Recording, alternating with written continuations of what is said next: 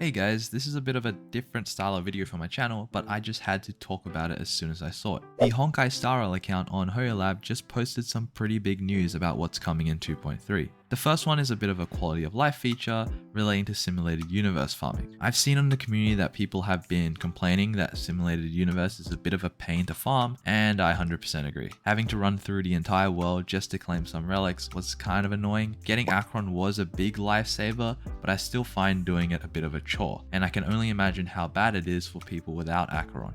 HoYoverse actually even acknowledged this in their anniversary stream where they did mention they were planning something. Well, I didn't expect them to tell us so soon, but what their solution is going to be is a new part of the sim universe called Divergent Universe. First off, it just says that there's going to be more varied combinations of curios and blessings, which I'm guessing just means in this new game mode, they're going to add more blessings and curios on top of the ones we already have. This could maybe also mean that the Divergent Universe is getting completely different blessings and curios, but I seriously doubt it. More importantly, right under that, they're also going to be optimizing farming relics for Sim Universe, which is what everyone asked for. Basically, once you do a run in this new Divergent Universe, you can now save it. If you run this save file, you'll basically receive all the blessings and curios you had in this run, and then we'll be able to directly challenge the boss enemies with this save file and then claim the relics after. So basically, if you had a really good run with some really nice blessings and curios, you can just keep reusing this save file and farm your relics just by fighting the elite enemy floors. So that's going to be really nice. Since the normal simulated universe is relatively easy as well, you definitely don't need some exceptional save file with like insane blessings or curios just to beat it. Now just under that, there's also going to be new rewards. Now I'm pretty sure these are just the first time completion rewards, just like the ones we currently have in our sim universe. In our current sim universe, out of all the worlds that have farmable relics, since they have different difficulty levels, you can actually get about 1800 primos from first time clears. Now, if they bother with adding the same amount of difficulties, we can probably assume it's around the same amount, but if they get rid of all the difficulties, it'll probably come back to around 400-ish, but we'll see. And this Divergent Universe game mode will also give you weekly points for Sim Universe, weekly rewards, so you won't actually need to play Sim Universe just for the points. And finally, there's also going to be a restart challenge feature in Divergent Universe, and I'm guessing this is just like the one in MOC. So if you see your boss fight is going poorly or one of your characters died, you can just restart that chamber instead of Alt F4ing or just restarting from the beginning like you would do in normal Sim Universe. Now let's move on to the real big news. In version 2.3, a new permanent game mode called Apocalypticshadow is going to be added. This is going to be just like Pure Fiction and MOC, where a new version is going to be released every so often. In the description, they describe the game mode as trailblazers facing materializations of the finality and defeat bosses they have faced before. These formidable foe materializations will have slight differences between them and regular enemy bosses. So there is a bit of heavy emphasis on the fact that these are boss fights. So I'm guessing this is going to be the hunt equivalent to Pure Fiction. Kind of funny because I actually talked about this in a video I made about Yanqing and how I didn't think they would ever add something like this, but I guess I was completely wrong. Now there isn't any confirmation, so we're kind of just speculating, but in my mind I can't really think of another type of endgame combat game mode that wouldn't just be too similar to Pure Fiction or MOC that we have already. We also have Boot Hill coming out pretty much right before this game mode releases, and he is a hunt unit. HoYo tends to try and make on-banner characters relevant through stuff like this. You can easily see it in MOC and Pure Fiction buffs, but also with how Pure Fiction came out pretty much right after Argenti released.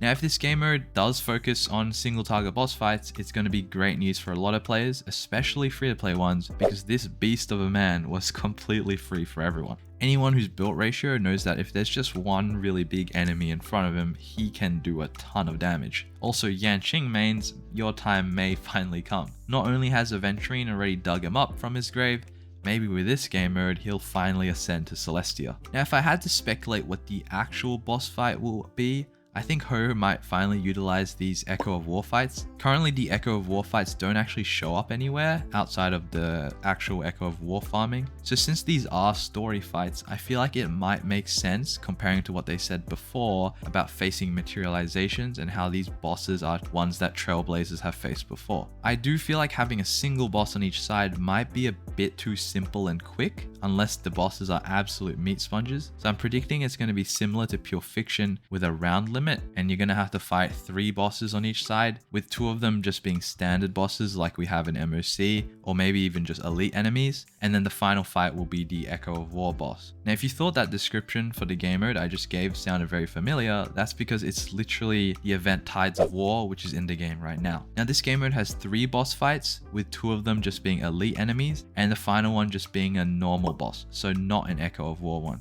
I think the Tide of War event might actually be a sign that they may have been testing how this game mode would play out. Now, if you've actually played the Tide of War game mode, you might realize it's still kinda AoE heavy, but that's pretty much just by appearance. You only actually have to kill the big boss in the middle to progress to the next stage, so you can actually just ignore all the ads if you want. The event has like some grit mechanic where you have to like farm grit value, which is why you might want to kill the ads, but you definitely don't need to. And if Hoyo just gets rid of this wacky grit stuff going on, and I think this game mode is pretty much what we're going to see in Apocalypticshadow. Now with these ads, this is also going to be great news for Seele. She'll be easily able to farm resurgence turns and be basically permanently in her buff state, and also farm a ton of energy with these bonus turns. Now if they wanted to give AoE units something in this game mode, they could make it that you get something from killing a ton of ads, like the grit mechanic, but since they didn't really give anything for the hunt guys in Pure Fiction, I think they'll just leave it. The rewards is stated to be 720 Stellar Jades, so exactly the same as MOC and Pure Fiction. One thing I am a tad bit disappointed about is the schedule they've decided for the game mode. Currently there's a new MOC or Pure Fiction every 2 weeks, and they alternate like shown in this graph. I was hoping that this new game mode would just slot in between MOC and Pure Fiction cycle, so pretty much every week one of these 3 game modes would be getting a reset. But they decided to just add it in the cycle.